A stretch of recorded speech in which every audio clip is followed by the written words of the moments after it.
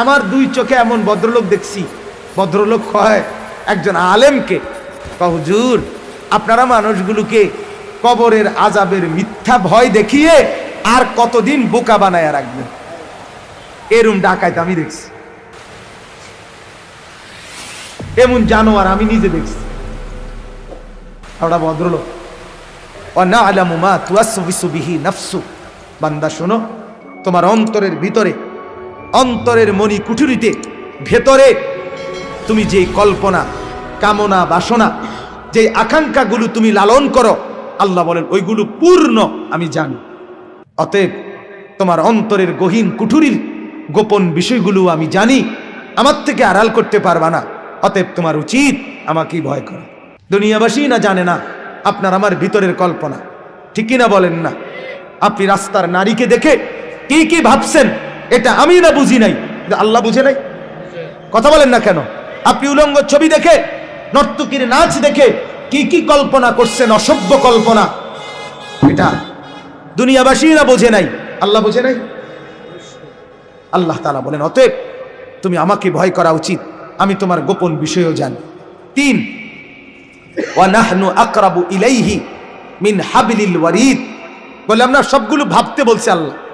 3 number, আল্লাহ তাআলা বলেন রক্তের সারা দেহে যেই শিরা উপশিরা, এটা যেমন তোমার দেহের সাথে মিশে আছে, অস্তিত্বের সাথে মিশে আছে, সারাক্ষণ তোমার দেহে আছে, আল্লাহ তাআলা বলেন আমি রব্বুল আলামিন তোমার সারা দেহের প্রবাহমান শিরা উপশিরা, রক্তের শিরা উপশিরা সবগুলো চাইতেও সারাক্ষণ আমি তোমার তার চাইতে বেশি কাছে থাকি, কাছে আছি।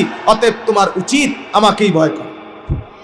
আমি আড়াল হই না, আমি ঘুম যাই না, আমি বিশ্রাম করি না, আমার কাছে রাত 2টা দিনের 2টা বরাবর।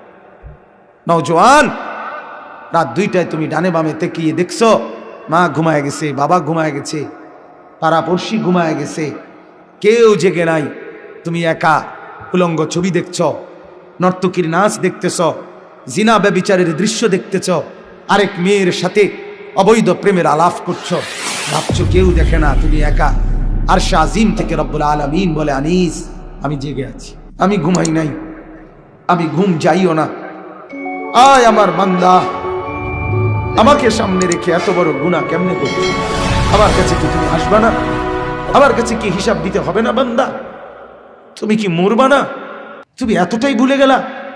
এরপরে আল্লাহ তাআলা বলেন 4 নাম্বার, ইয ইয়াতালাক্কাল মুতালাক্কিয়ানি আনিল ইয়ামিনি ওয়া আনিশ শিমালি কাঈদ, বান্দা এরপরে ভাবো তো, জানো তোমার ডান কাঁধে বাম কাঁধে 24 ঘন্টা আমার 2জন ফেরেশতা বসা আছে, তারা তোমার জিন্দেগি রেকর্ড করছে।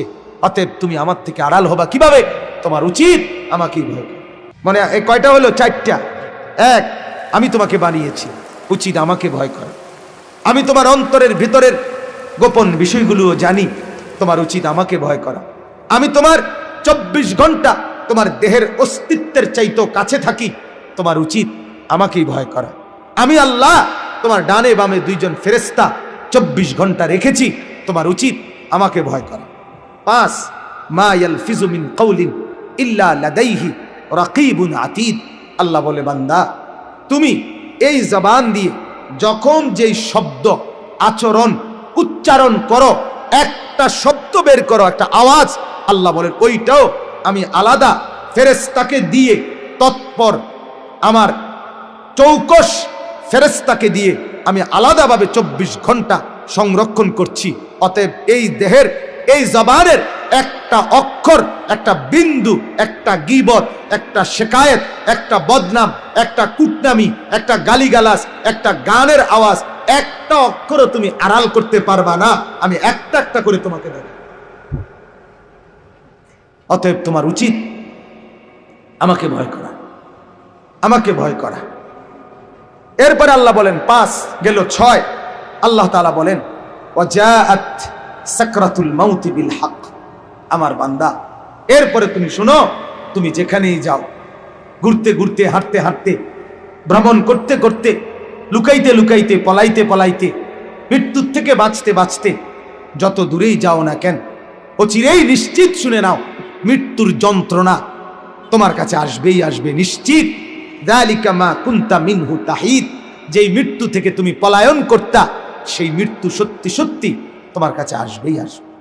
আজ না হয় কাল, এখানে না হয় সেখানে, রাতে না হয় দিনে, সকালে না হয় দুপুরে, হাসতে হাসতে কিংবা কাঁদতে কাঁদতে, উঠতে উঠতে কিংবা বসতে বসতে, কোনো এক সেকেন্ডে কোনো এক মিনিটে মৃত্যুর যন্ত্রণা শুরু হবে।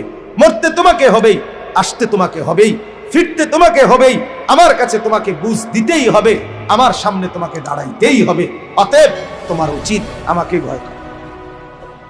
এরপরে আল্লাহ বলেন, কয়টা হইল? ছয়টা হয়েছে, ছয়টা। এক, আমি তোমাকে বানিয়েছি। দুই, তোমার অন্তরের গোপন বিষয় আমি জানি। তিন, আমি তোমার কাছেই আছি। চার, তোমার ডানে বামে দুইজন ফেরেশতা আছে। হ্যাঁ, পাঁচ, তোমার জবানের প্রত্যেকটা অক্ষর সেটা হবে ভীষণ ভয়ের দিন, ভীতির দিন, ভয়ঙ্কর দিন। সেই দিন তোমাকে আমার সামনে উপস্থিত হতে হবে, ওইটাকে তোমার ভয় করা উচিত। আমাকে তো আল্লাহর সামনে যেতে হবে, আমাকে তো আখেরাতে দাঁড়াইতেই হবে, আমাকে তো হাসরের মাঠে যেতেই হবে। অতএব বান্দা উচিত, আর কাউকে ফাঁকি দিলে দিতে পারো, আর কারো থেকে আড়াল হলে হতে পারো, আমার থেকে পারবা না। ঠিক কিনা বলেন? আপনি বলেন বাপ, এতগুলো কথা বলার পর মালিক আর কেমনে বললে আপনি আল্লাহকে মানতেন?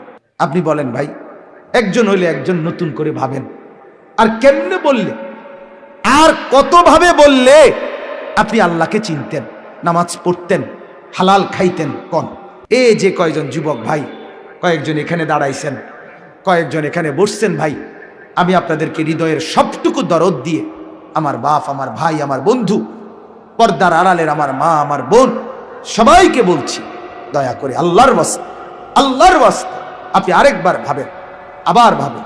আল্লাহ আমাদেরকে বানিয়েছে, আমার অন্তরের গোপন বিষয় আল্লাহ জানে। আল্লাহ আমার কাছেই আছে, আমার ডান কাঁধে বাম কাঁধে দুইজন ফেরেশতা আছে, আমার মুখের উচ্চারণ রেকর্ড হচ্ছে, আমার মৃত্যু নিশ্চিত হবে, আমাকে নিশ্চিত হাসরের মাঠে দাঁড়াইতেই হবে। এতগুলো কথা শুনবার পর আমার কি উচিত আল্লাহর ইবাদত না করা? কথা বলেন না কেন?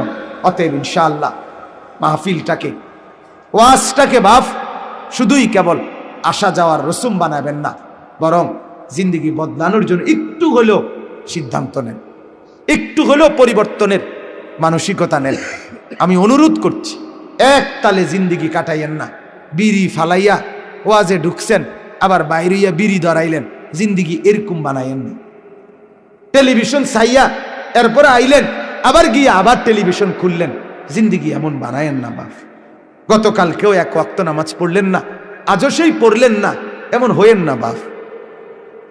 প্রতিদিন ফজরের নামাজ কখনোই পড়েন না, পড়তে মনেই চায় না, ইচ্ছাও জাগে না।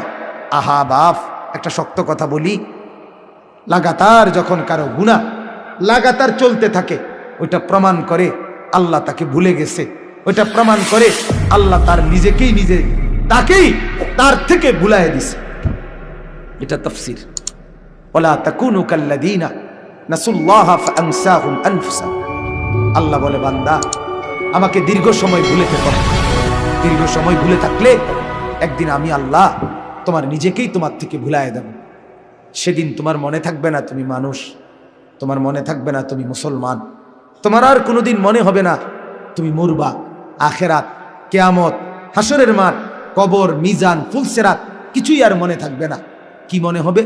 আল্লাহ কোরআনে বলছে, মা হিয়া ইল্লা হায়াতুনা দুনিয়া। মনে হবে এই যে জীবন কেবল দুনিয়ারটাই, এখানেই মরছি, এখানেই বাঁচবো, এখানেই হাসবো, এখানেই কাঁদবো, এখানেই ফুর্তি করব, যা করব এখানে। নাফরমান এটাই ভাব। নগদ যা পাও হাত পেতে নাও, বাকির খাতায় শূন্য থাক।